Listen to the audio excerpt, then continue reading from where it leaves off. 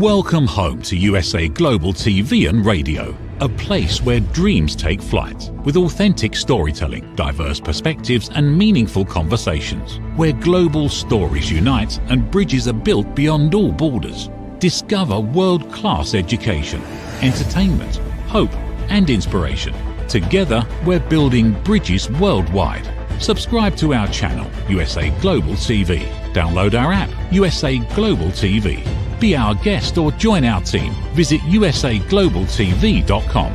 Thanks to our founder and executive producer, Dr. Jacalyn Kerbeck. Music score by Yeffy Tang from Cloud Road Music.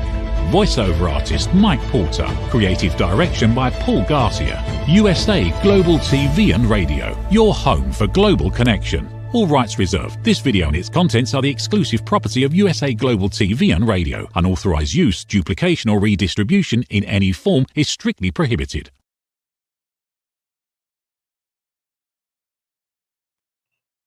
Welcome home to USA Global TV and Radio. I know you're expecting to see Red O'Loughlin. I am actually stepping in for him and hosting The Wise Ones here on USA Global TV and Radio. First of all, I want to give a special shout out to Red, who has done something incredible. It has not been done here yet so far, but he is the man and he has done it. He is not only a top 10 TV show host for 2025, he's the #1 top TV show host for 2025. Quite an accomplishment. That's on our Silver YouTube Creator Award channel. And he's also one of the top 10 in our Dr. Jacalyn Kerbeck. So I'm sorry that he's not here to host the show, but it's okay because he's our guest today. That's right. He's a guest on his own show. And today's show is 57 years.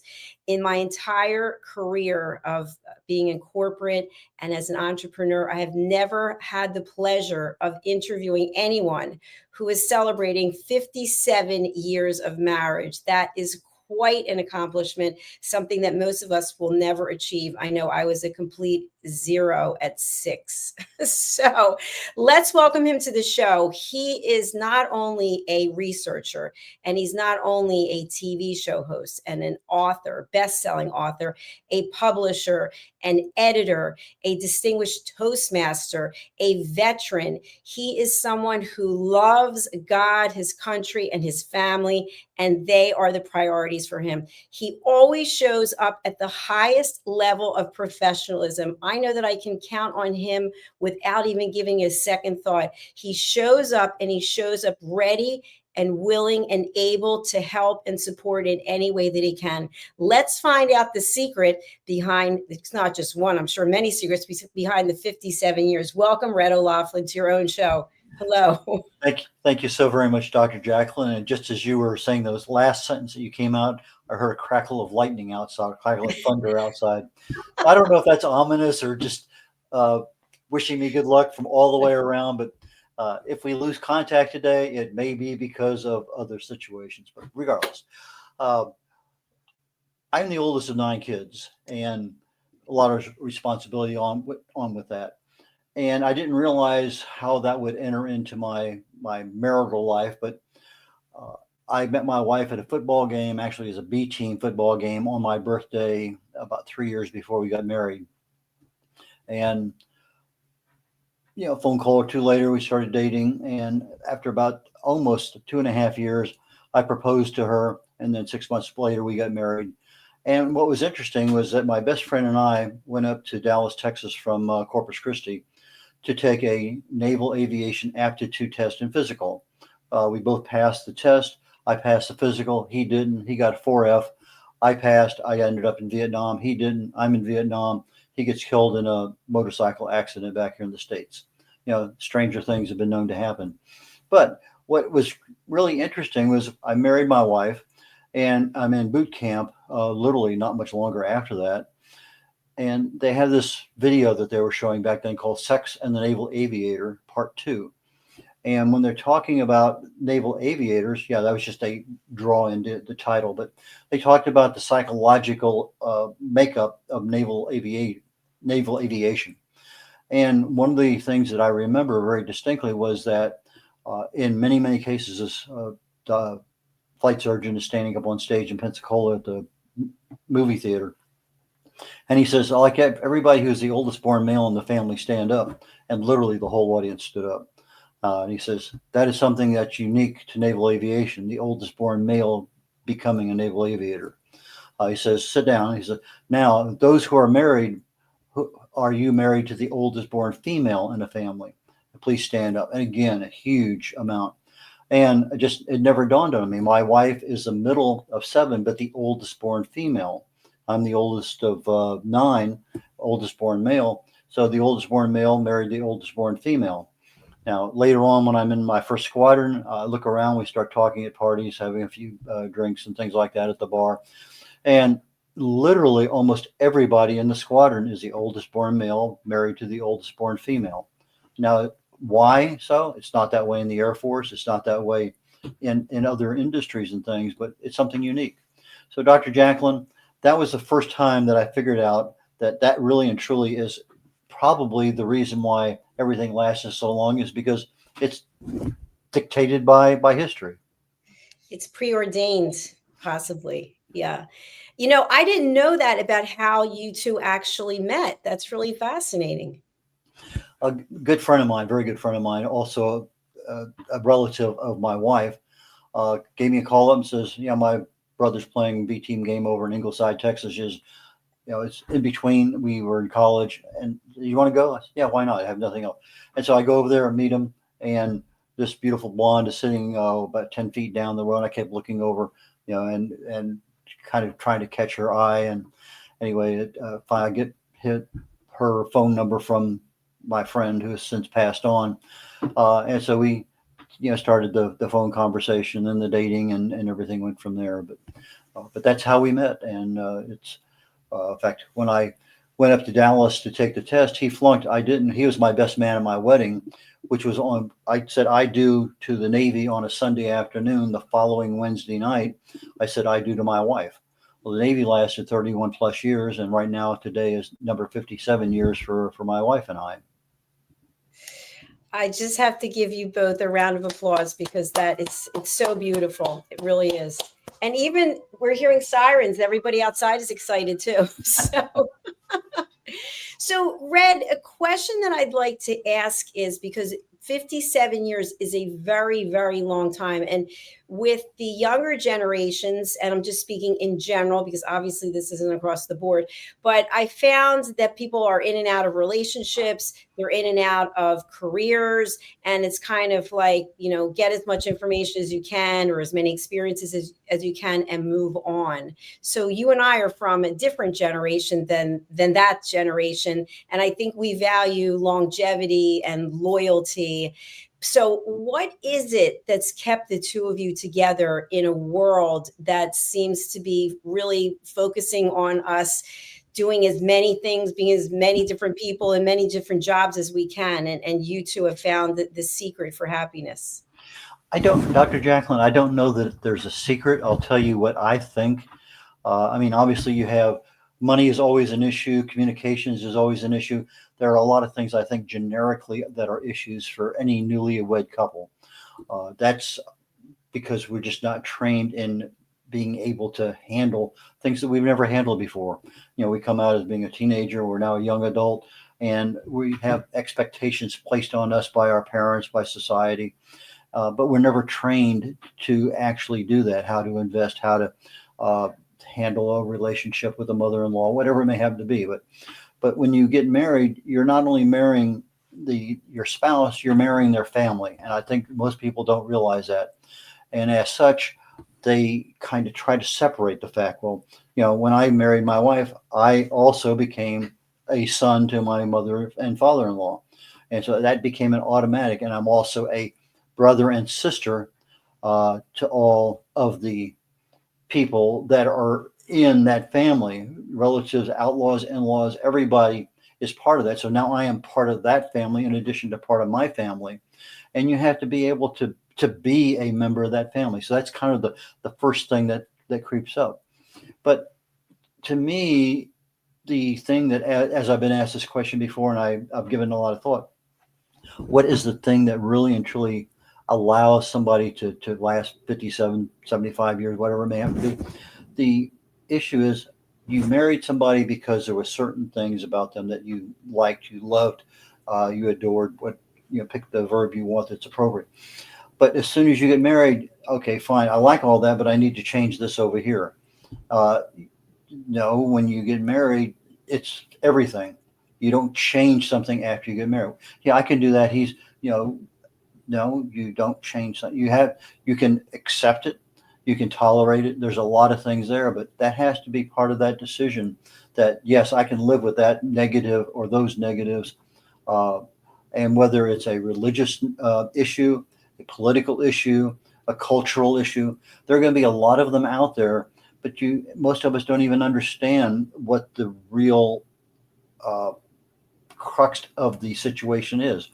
If I have a daughter who married a Hispanic. I have a son who married a black. There are cultural issues there. I have a son. I mean, I know people, and also in our family, a Catholic marries a Baptist. So you have religious issues there, or you have somebody who's non-denominational. There's just a lot of things. And okay, fine, I'm going to do that. No, accept what it is, learn to tolerate it. And as you are learning, one of the things that's really key critical is the fact that there are hot buttons. I'm sure you have them too, Dr. Jacalyn. Somebody pushes that hot button, and it doesn't matter how good a listener we are or anything else, they push the wrong button. And so what are those buttons? Don't push them. Understand what they are. If you're going to push them, just lightly tap on them. Say, okay, fine, I understand. So I think the biggest thing is accept what's there, tolerate what's there, learn to live with it, change your expectations. There's a lot of things you can do, but don't try to change someone else to make somebody better, because you're not. Brad, you brought up so many incredible points there, and I just want to touch on a couple of them in the time that we have. So the one I'd really like to delve into is compromise. And in any situation, relationship, there are usually compromises, and sometimes a compromise can even be a love language, or it can become a listening skill, or overlooking something. And I know for myself, in the relationships that I've been in, I haven't been in a long-term relationship in a long time, but it was always about, well, you work out too much, or your hair is too long, or your nails are too long. I'm like, well, wait a minute. When you met me, this is exactly how I was. So why do I have to change? And on the opposite, I might have been like, I don't like the way you dress. I don't like your toenails. I mean, like, honestly, things that really don't matter, but you have to compromise. And so to your point that you just made, obviously, as we get older, our tolerance for things changes. So how do you know when you've compromised enough to the point where you're compromising yourself? Well, I don't know that you actually compromise yourself. I think what you do, I can't remember the name of the motivator. I mean, he's very, very well known. I just can't think of it right now. But one of the terms he used to say is, "We're not going to take that class." And basically, he says, that topic is there. We understand it, but we're not going to discuss it. And so, in other words, you short circuit the emotions before they start to bubble up. And so, let's say that I exercise too much. Okay, I may understand that, but I may not recognize it. And so I may have an individual, I really need to do this because I want my health, my abilities. It doesn't matter what I'm going to gain out of it, but there's issues there that, okay, fine. If I'm not going to discuss it, we at least recognize, we agree to disagree. And I think that's the key thing, is that, do I compromise myself? Absolutely. And just as if she were doing the same thing for me. There are things that, Red, don't do that. Well, sometimes yesterday we were at a restaurant, and I love this restaurant. It's where I proposed to my wife right in front of it. It's a local place here in Texas. It's a changed place. And I don't usually get I lived in quality control for decades as part of my corporate background. And it's a simple thing to tell somebody they're doing something wrong if it's a business. It's not a simple thing to tell your wife you're doing something wrong. It might be a little bit easier to tell your son or your daughter you're doing something wrong. But in business, you give feedback. Your feedback is there. Well, they didn't want to hear it. They didn't care. They, no, okay, fine. Look up, here's Google. I get the customer service number for the company. And I spend about 5, 6, 7, 8 minutes talking to customer service about the complaint that I had lodged. So there's some places where, yeah, you compromise. There's some places where no, you don't. But it depends on who that entity is on the other side of the conversation. So would you say that that goes to knowing your audience? In most cases, yes, but in some cases, if you and I met at a cocktail party and you said something that was weird, I'd probably, okay, fine, like I say. But sometimes, an extra third or fourth glass of wine, you're not as apt to be tongue tied as you would the first time you meet somebody and everybody's drinking iced tea. So the situations do change. The exact same situation can be influenced by stress. It can be influenced by a number of other factors, alcohol being one of them, the amount of time you've been awake, because I was in the military flying a lot. We had a lot of 24-hour days. In fact, when I had one of my first time that I ever set up a watch section over in Montijo, Portugal, my watch was 24 on, 48 off. That's what I wanted for my watches. And I had control over that. But I've been on some watch sections where, you're 8 on, but you're still expected to work after you're 4 on, and then you're 8 off, and then 4 on again. It's some weird things that are not part of the aviation world, but that's the way they used to do them on ships. Well, I'm not on a ship. That's not my background. But it's part of understanding what is your little cog doing in this big machine. And sometimes that cog can make a very loud squeal, and sometimes it's wise that it just gets oiled and keeps doing its thing. Play the game. I think that's the biggest issue. Depending on the situation you're in, sometimes it's best just to play the game. Let's see how things work it out, and then worry about it down the road. Play the game. Okay, that's a good takeaway. Thank you.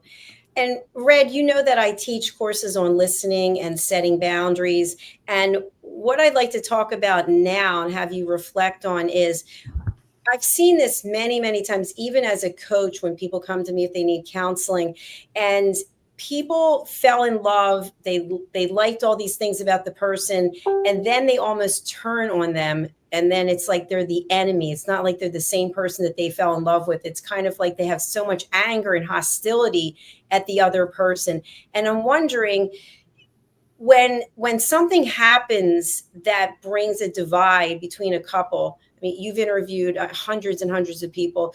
So when something happens that brings a divide between two people, what's the best way forward, or what's the best way to walk away? So where I'm going with this is you two have been together for 57 years, which is amazing. And you're happy. You have a beautiful relationship. There are plenty of people out there in relationships for, clocking years and clocking time, but they're not happy. And they actually have lost the respect for one another, but yet they stay together for the family or the kids or whatever the case is. So how does one handle the volatile situations that put a divide between couples? Dr. Jacalyn, it's an interesting question, and I would give you one simple answer. And I think you've given me the same advice as a TV host, and it applies very directly to any aspect of our life. It's not about me. And if I look at that from a TV host perspective, my job as a host is to make my guest the star of the show. And we do that in many, many different ways. But if I'm having a conflict with my wife, with a friend, with a colleague, with a boss, whatever it may happen to be, what is the crux of the situation? And if it really and truly is, it's not about me. It's my issues are not that important with whatever. And this comes in probably more with a boss than a wife, but it can just as easily come in contact with other peers at a work. In my particular case, maybe a flight crew. Other cases, maybe a situation where you're on a team. is it really and truly about you and your ego? One of the best pieces of advice my dad ever gave me, and I think I've mentioned it on one other show. Uh, in my 40s, I was starting to have some concerns because I was really getting upset with the Catholic Church. And I was asking him a question, and he said, "Whoa, whoa, whoa, stop! He says, don't confuse the church with the administration." And then clarity. I mean, instant clarity. All my issues were against a person doing a certain thing. It wasn't about the big scheme of things, it was about a uniqueness. So, again, if I'm looking at, is it the system or is it somebody's ego? Is it about me? Can I let it go? And I think that's the best way to handle that kind of situation. What do you think? I love what you just shared. And that's actually similar to the coaching that I give to people is when you become emotionally invested in a conversation and it's starting to get heated, people are not typically thinking rationally. It's just about the flame getting higher and higher and higher. So I like to use Philip Sykes' thing with the 6 second pause, which, I might even physically take a step back, and maybe it's not 6 seconds. Sometimes it can be 6 hours, but I realize it has nothing to do with me. It's about the other person and they're going through something. So I found that being a listener is probably the most valuable thing that I can do. But while I'm doing the listening, if it's something that's really volatile, and in families, there's all kinds of situations that come up, I make sure I do a check, a self-care check. Am I taking this in? Am I taking the negative energy in that it's going to impact me? And I'm going to call you and I'm going to dump it all on you. And then you're going to dump, and then it just keeps going and going and going. So I feel like learning to control our emotions and asking ourselves, is this about my ego? Or is there something else going on? Do I really need to win this one? Or is it a matter of finding a compromise and finding peace and maybe just being that listening ear for someone who needs it? But you mentioned earlier, as we get older, our values change, our expectations change. And when our expectations change, our happiness changes. And it may be that our expectations rise a little bit, which means we're less happy, we're more depressed, have more anxiety. But those are things that can easily be tweaked back to normal. And I don't think that we realize that the outside world has that much effect on us. I can't tell you how many people I talk to, and I ask them, "Oh, are you stressed?" "Oh, no, no, I give stress away. I don't take." But most of us reach out there and we grab a hold of it. We just don't let it go. And when we start doing that, those little things build up, build up, build up, build up, and you end up with a health issue. You end up with a relationship issue. You end up with an accident driving home. You end up with a lot of things because it's all up here jumbled around. And as you say, you're emotionally involved and you can't let that emotion go. You can't smile at somebody. You can't, I mean, just, it's like that person is, as you mentioned earlier today, that person is the enemy. And no matter what he or she says, that's wrong. We see that so much in society now, not willing to even listen to the other person. They're wrong. It doesn't matter. So I think in the particular case of what we're talking about, yes, that emotional bubbling is something we need to be aware of. And it usually happens because our voices raise up. We start stepping into the situation. We start really being argumentative with somebody that is it really and truly their fault, or what's the situation? And we don't assess it well. We just go on instinct or history, and that's what it always is. That's what it's always going to be. But as you get older, you should be able to make changes. Should be able to. Absolutely. And I think as we get older, at least I'm finding with myself that I'm able to look at situations and I'm even able to feel someone else's energy, believe it or not. And I'll say to myself, this is not where I want to be right now. This is not going to work out. And as you know, especially with this television platform, all of us have to be coachable. We all have to be open to feedback. And I feel like with relationships, that's the same thing. How open are you to really sitting down and having a conversation and looking at both sides and possibly another solution that maybe we haven't thought of, instead of I have to be right, it's my way or it's the highway. I remember when I was in corporate, I had a client who worked for a very big pharmaceutical company, and he used to say that that our team had to do it his way. It was all his way. It wasn't about the company's way or what we would suggest as trusted advisors. And I thought there's something going on there, and I'm not even going to label it or judge it, but to me, it has something to do with the ego. And so I'm not really sure that the ego is showing up in the best way when it comes to just trying to win arguments and trigger people to fall into patterns of behavior that don't serve them. Well, sometimes you can work around a problem very easily, but we don't define what the problem is in order to step back. Okay, what other way can I handle that? I had several exercises I had 11 reserve units, 2 Coast Guard and 9 U.S. Navy reserve units that I would send overseas to various exercises. And one of them, the exercise, actually about 3 or 4 exercises a year in Korea. And the first thing I did on the first exercise is I wanted to have somebody on my team being able to understand and be interpreter. So I went to the Naval Postgraduate School and I asked for a half a dozen Hangul speakers. In other words, these are Navy enlisted people who learned to speak Korean. And so I brought them over on the first exercise. And part of the cultural problem over there was that the Korean naval officers wouldn't talk to an enlisted, whether it was Korean or U.S. So I had a disparate. I had people there that could help solve the problem, but they weren't even allowed to be part of the solution.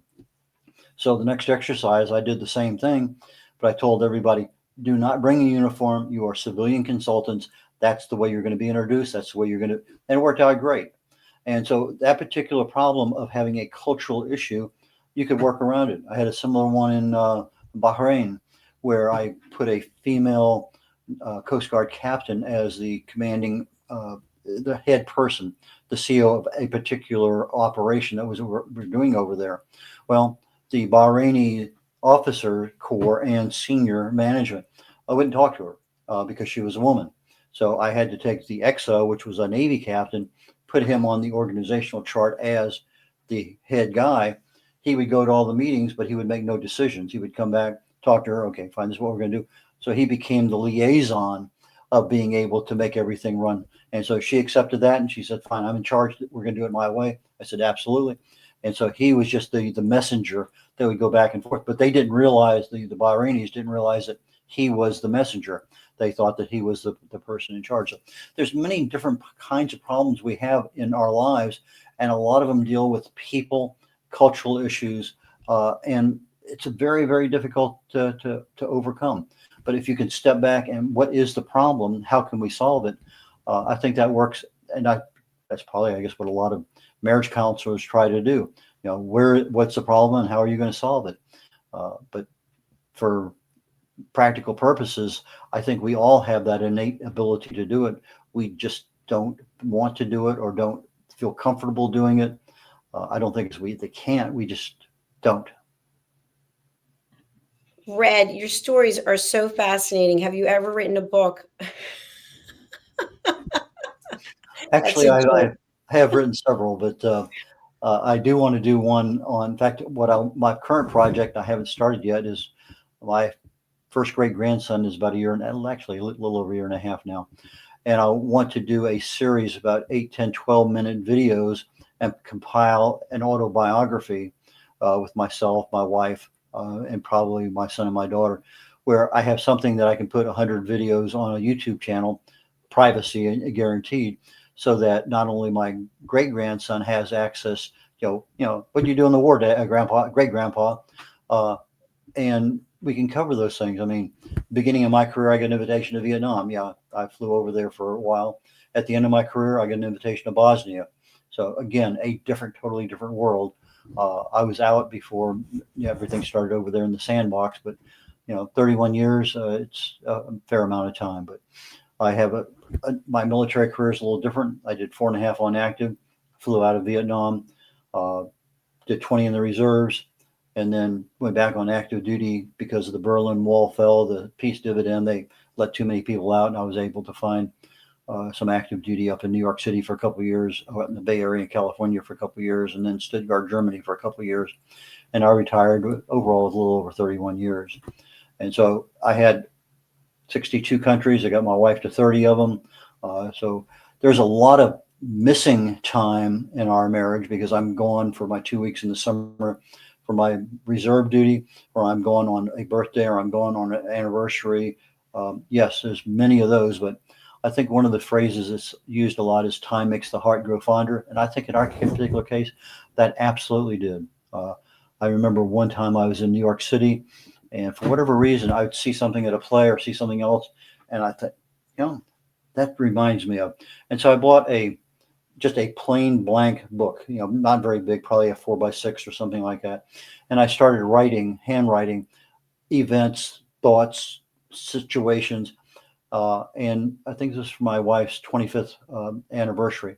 And I hand wrote I wanted to do 100. I think I got 88 of remembrances of things that I saw something and it reminded me of her or a situation we were both in. And so I gave her that book of my recollections over probably about a 30-day period of time as something that occurred to me that had not really been that dominant before. But I thought it was kind of a unique gift. I think that's beautiful. And I, for one, would love to read a book about your military career, and then also how to succeed at relationships, or how to be, something about your marriage, because the two areas that are really prominent coming out from this interview, I think there's so many lessons to be learned for the rest of us. So I hope that you'll think about doing that and putting it into the public domain, in addition to what you're doing for your family. I have 2 books I'm writing right now and just adding more to it. I got probably 19 book titles up there on the whiteboard that I haven't got around to writing yet, but they're still there. But there's no reason I can't add more to that. That's not a problem. So, Red, we're coming toward the last part of our show. What would you like to share with our audience about your marriage? I don't want to ask a lot of personal questions, but maybe there's something that you would like people to know. My wife and I have traveled a lot, and if you don't travel outside the United States, you never get a chance to see what the rest of the world sees, what they feel, what they talk about, how they act, how they interact with foreigners. And I can remember when we first over in Okinawa, and my daughter was my wife was pregnant with our second one, so she'd be about 2.5. And my daughter was born with no hair, just like I have right now. It came in white. I mean, absolutely white. And the Asian culture over there just really just goes crazy over having that young kid, baby. And they would come up and ask my wife permission to touch her hair. And so, you have a situation there. Had we never been there, we would never have known that. And you get over to other places, maybe Europe or in places. So I think travel, if you can afford it, and it can be, and even in the United States, there's a lot of different things. But I think travel opens up your eyes to more than what you just see in the location you're living. Unless your company moves you to another state or another city in a big state, we don't get exposure to a lot of things. So I think that the opportunity to travel is a major, major improvement. But again, it's like everything else in life, listen and learn. And so to me, I would say, if you can travel, if you have the wherewithal, you have the health, you have the money to do it, and you have people to take care of things while you're gone, travel together and get to know each other a little bit more, because once you're together for 3, 4, 5 days in a row, it's amazing. We used to have a rule, no more than 4 days of anybody visiting, because all of a sudden they stopped becoming family and they started becoming a problem, because you stopped everything you were doing in order to help them. But all of a sudden they became part of the problem because of the too much familiarity. I may be wrong on that, but it's just the way things seem to have been 30 years ago. No longer doing that now. But that was one of the preordained things that we did. If you want to come over now and spend 30 days, fine. We've got no problem. We've had that happen. In fact, about 3 years ago, a friend of ours, I found out, was leaving a hospital and she didn't have a place to go. So we ended up having her live with us for about 6 or 8 weeks. Got her back on her feet, got her into a new place. Thank you very much. Yeah, but never a problem. But 30 years ago may have been. Maybe it's my age. I don't know. But we do change over time, or at least we should. So if I had to leave somebody with a thought, it's not about me. Don't change someone else. enjoy life as best you can. And Red, just to talk a little bit about the traveling together, because I know I've traveled with different people, and sometimes people have different things they want to do. So you have people who love to do tours, right? They want to see everything historic and all the culture. And then you have other people who want to go and eat and drink all day, or some people just want to go to the beach. So when you are traveling together as a couple, how do you work out what the boundaries are in terms of what you're going to be doing and how the time is allocated so that both people are happy? Good question.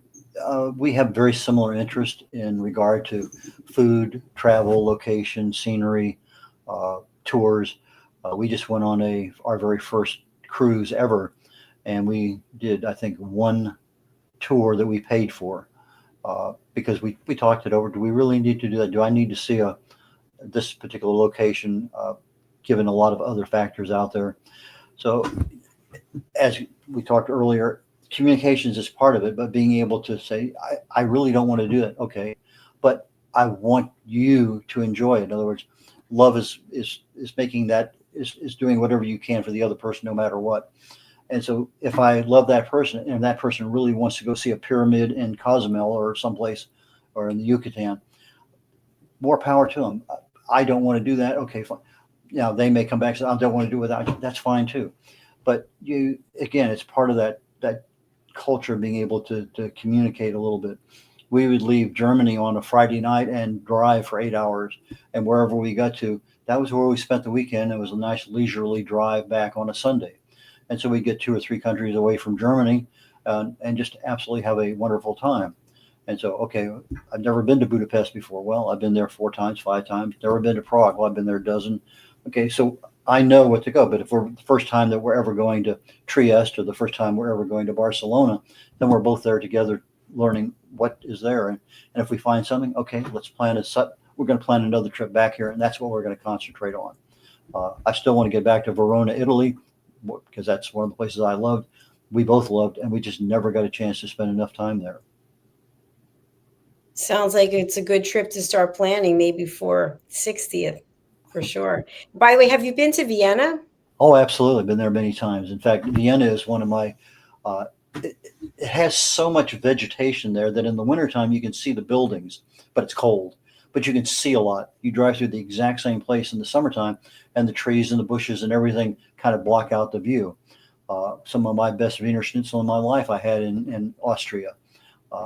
And there's more cities there than just Vienna when you start looking at the various places you can go to. Salzburg is another place I can't think of them, just down south of that. But yeah, we had some wonderful, wonderful times in Austria. And as you're driving through places, all of a sudden you realize that you're supposed to have a little decal in your car. Well, they have decals for different things, as opposed to, like, Czech Republic has a decal for something, Austria has a decal for something, Switzerland has a decal. Anyway, so as you're driving through, you live and learn. And so a lot of things there. And yes, I loved Vienna. Well, I loved it as well. And Roland Friedel was an amazing tour guide. So I really thank him. And if you ever go there, please look him up to take you around. Or you can take him around, as the case may be. So, well, my friend, we are at the end of the Wise Ones. You have another show that's coming up right after this. Would you like to speak to that for our audience, please? Yes, my next show, literally in a couple of minutes or so, is going to be called Talking Heads, and the topic today is longevity secrets updated. I wrote a book several years ago that I talked about what causes aging, and at that point in time, based on what I could find, I identified 2 primary causes. One being the attrition of the telomere at the end of your DNA, and the other one being the degradation of human growth hormone that our bodies produce over time. And I wrote a pretty good book on that, and I included some extra things. Well, I think with AI and some other things out there now, when you say what causes you to age, now you have a lot of stuff. And this particular paper says here are 8 hallmarks of aging. Okay, and I look at this one over here. Well, here's 9, or here's 12. And so I have 12 hallmarks of aging, although I've added a couple extra myself. And because it's such an extensive topic, and I'm talking about what are the causes, what do they do, how do they emanate, what can we do to stop it, and I'm looking what can we do to stop it from a lifestyle choice. In other words, our diet, our exercise, our stress management, our sleep, those kinds of things that don't cost us a whole lot of money. but more awareness and being able to actually take action and do things, because they do have an effect. If you eat the wrong stuff, you're going to get different results than if you eat the right stuff. If you don't exercise, you're going to get different results than if you exercise. If you get poor quality sleep, same thing. If you don't manage your stress, you're going to get the same thing. So a lot of those things are very, very controllable. But if you're not aware of it and you don't take actions to control it, later in life, when you really want to retire and live and have a good time, travel, do all kinds of things, you can't, because you're physically unable to. And so that's my concentration today, is Longevity Secrets Updated. And we're going to be talking about the hallmarks of aging. It's going to be a fascinating show. I can't wait for it. Very excited. So, Red, if someone wants to be a guest on your show, let's walk them through how that happens. I'm going to bring up the website now. usaglobaltv.com. You go over to book my shows, and I'll let you catch up with that there. And they will go down. Okay. USA Global TV, and we're going to hit book my show or book a show. And you're going to go down, down, down, down, down, down. And then you start coming up into the area where the individual shows pop up. I have two that can easily be booked on here. My Talking Head show is a show I do by myself, but the Wise Ones, the show we're on right now, is a show that all you do is you click on that, look at what's available. Right now I have 4 slots that are available this month coming up. If you did the same thing with the Corner Bookstore, you'd see all those are booked already. But you fill out the information, and it's critical that this information be filled out. There's only about 3 questions and some contact information. But this is what gives USA Global TV and Radio Network the marketing opportunity and the legal sign-off that, yes, we can use your name and any pictures that you might provide to say, yes, we can market your show as part of the USA Global TV and Radio Network. And it also gives us an idea of what's important, what do you want to talk about on the show, so we make sure we highlight that. My job is to make you the star of the show. I need to make sure that we're covering what's important for you on that show. So whether you're an author, an editor, a designer, a publisher, if you have anything to do with the book industry, I'd love to have you come on as part of my the Corner Bookstore. If you're a business owner, if you're a very successful author, we've had so many different kinds of people on the Wise Ones, but it's primarily oriented toward success in life. And however that success is manifested, I would love to have you come on. And if you think of a topic that you would love to have me chat about, and again, I have to have an interest in it. You tell me you'd love to have me talk about marijuana.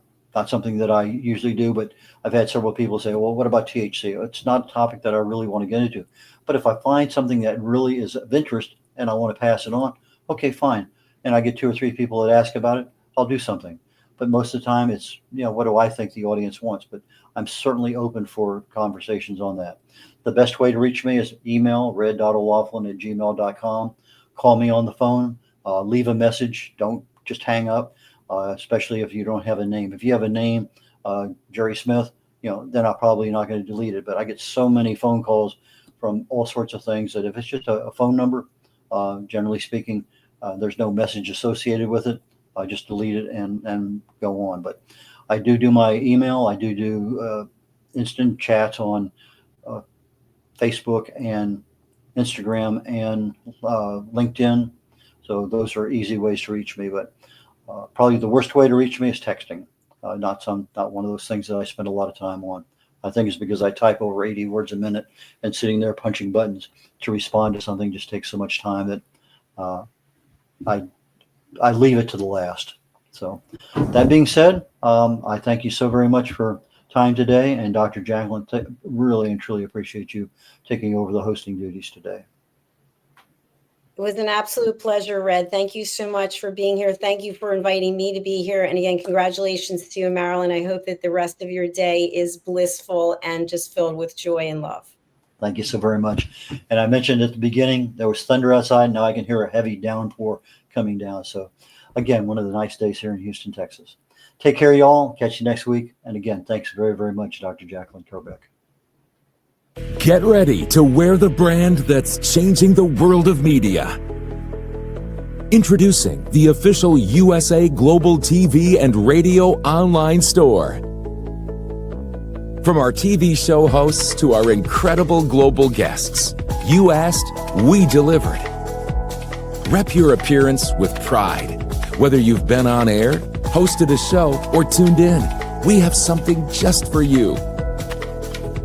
Visit us at usaglobaltvradioshoп.myspreadshop.com and start shopping today. Check back frequently. We're dropping fresh new designs all the time. Showcase your role in our global community. These designs celebrate your voice, your story, your presence.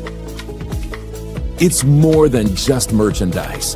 It's a movement of hope, inspiration, education, and elevated listening. Head to usaglobaltvradioshoп.myspreadshop.com. Your spotlight awaits. USA Global TV and Radio. Elevate your style. Elevate the world. Thank you, viewers and listeners of USA Global TV and Radio, for joining us today. We're honoured to have your time and attention as part of our global community. At USA Global TV and Radio, we believe in the power of authentic conversations, meaningful connections, and creating a world of possibilities together. Want to be part of something bigger? Join our team of elevated listeners at usaglobaltv.com, a space where your voice matters and your ability to listen transforms relationships. Stay connected with us across all our platforms for thought-provoking discussions, expert insights, and empowering stories. Subscribe to our channels at youtube.com/c/usaglobaltv. Follow us on social media and explore the endless opportunities we're creating for growth, learning, and inspiration. Together, we're not just broadcasting, we're building bridges and changing lives one conversation at a time. For inquiries, contact us at info@usaglobaltv.com. Music by Johnny Dyes. Produced by Executive Producer and Director Dr. Jacalyn Kerbeck. Voiceover by Mike Porter. Creative direction by Paul Garcia. All rights reserved. Copyright 2025. Visit usaglobaltv.com to view our full terms and conditions.